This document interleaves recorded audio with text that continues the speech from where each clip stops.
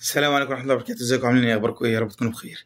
السعودية عملت شوية اجراءات ترتيبا واستعداد لموسم الحج 1446.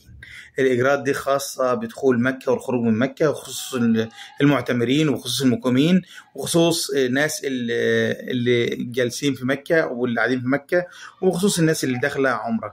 الاربع قرارات: اول حاجة بتنظيم دخول ومغادرة المعتمرين المملكة. اخر موعد لدخول المعتمرين المملكة هيكون الحد 15 شوال الموافق 13 ابريل 2025. ده اخر موعد لدخول المعتمرين للسعوديه. اخر موعد لمغادره المعتمرين من المملكه ثلاثاء 1 ذو القعده 1446 هجريه الموافق 29 ابريل 2025. ده بخصوص تنظيم دخول ومغادره المعتمرين للمملكه.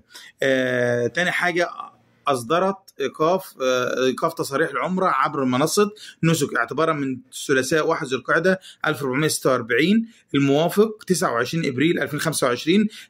هيتوقف إصدار أي تصاريح العمرة من نسك. ده القرار الثاني والإجراء الثاني. القرار الثالث بقى قال لك إيه؟ تنظيم دخول المقيمين إلى مدينة مكة المكرمة.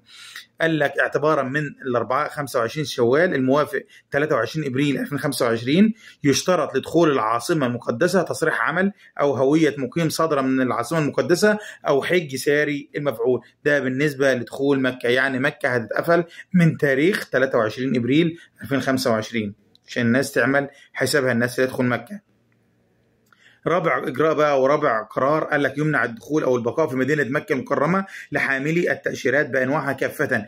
يعني اي حد معاه تاشيره داخل مكه المكرمه ممنوع يكون موجود في مكه المكرمه ايا كانت نوع التاشيره. قال لك عدم السماح بدخول مدينه مكه المكرمه او البقاء فيها لحاملي التاشيرات بانواعها كافه باستثناء الحاصلين على تأشيرة الحج، وذلك اعتبارا من الثلاثاء 1 ذو القعدة 1446 هجرية الموافق 29 ابريل 2025.